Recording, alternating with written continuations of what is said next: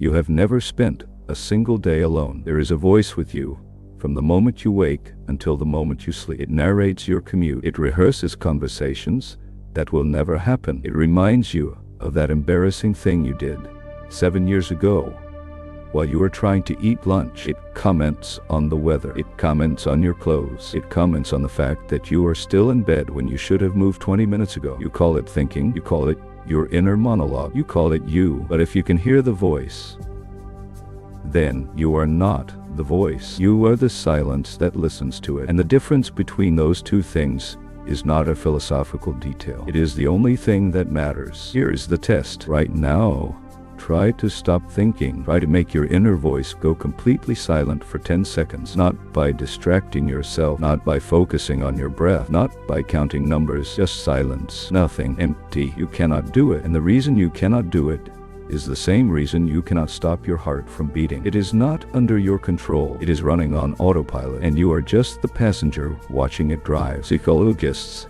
have a name for the network in your brain that produces this voice. They call it the default mode network. It is a collection of regions that activates whenever you are not focused on a specific task. When you are walking, when you are waiting, when you are showering, when you are lying in bed at 3 in the morning, staring at the ceiling. It generates thoughts automatically, the same way your heart beats automatically and your lungs breathe automatically. You do not choose what it says next. It chooses, and then it speaks in the first person so convincingly that you assume it is you. The default mode network did not evolve to make you happy. It evolved to keep you alive. It simulates the past to extract lessons. It simulates the future to prepare you for threats. It creates a continuous story called you, so that your social group can predict your behavior and trust you. It rehearses arguments you might have. It replays failures to punish you for them. It imagines catastrophes so you can plan escapes. The voice is not a feature of consciousness. It is a survival mechanism, and it never stops. But here's the part that makes it worse. The voice speaks in the first person on purpose. It uses I. It uses me. It uses my. It says,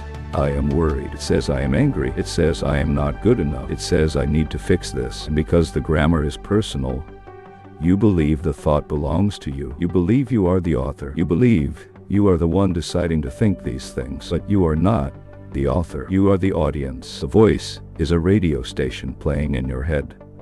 And you have spent your entire life assuming you were the DJ. This is not a metaphor. There is a measurable gap between when a thought arises in your brain and when you consciously experience making it. Researchers using brain scans have shown that the neural activity associated with a decision begins up to several seconds before you consciously experience choosing it. The thought is already written before you read it. The voice has already spoken before you hear it. You are not generating the narrative. You are receiving it. The pen is moving, and you are only now noticing the ink on the page. And because the voice never stops, you have never had a clean look at who you are without it. Every time you try to observe yourself, the voice comments on the observation. Every time you try to be silent, the voice narrates the silence. It is like trying to see the dark by turning on a flashlight. The instrument of observation destroys the thing you are trying to observe. So who is listening? If the voice is the thinker, then the listener must be something else, something prior to language, something that does not need words to exist. The voice says, I am sad, and something inside you knows that sadness is happening. The voice says, I am afraid, and something inside you knows that fear is present. That something is not the voice. It is the awareness the voice is speaking into. It is the room. The voice is the sound. The room does not disappear when the sound stops. This distinction is not just interesting, it is practical. Because the voice is not you, you do not have to believe everything it says. When it tells you that everyone is judging you, that is a simulation, not a fact. When it tells you that you will fail, that is a prediction, not a destiny. When it tells you that you are broken, that is a story, not a verdict. The voice has no special access to truth. It has access to habit, fear, and pattern. It is a machine that generates content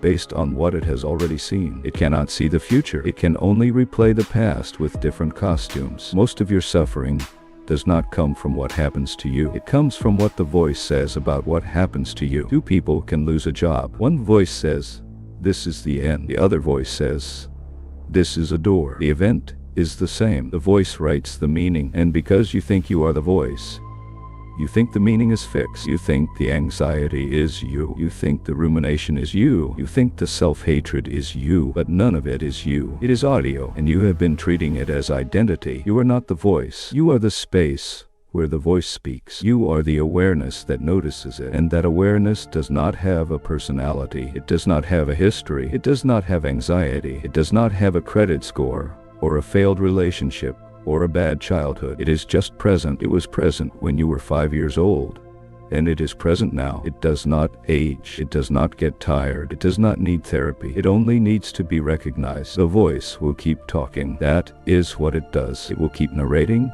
judging, warning, and rehearsing. It will keep creating problems so it can solve them. It will keep inventing enemies so it can protect you. But you can learn to hear it the way you hear traffic outside your window. Present, but not personal. Audible, but not authoritative. You do not need to silence the voice. You need to stop mistaking it for the listener. You do not need to fight your thoughts. You need to stop voting for them. If you want to keep pulling apart the architecture of your own mind, subscribe. New video every week. There is a related illusion that runs even deeper. The voice tells you that you are a single, continuous self, moving through time. But the self the voice describes is also a construction, a story patched together from memory, expectation, and social feedback. And that story has a bug so fundamental that most people never notice. That is next.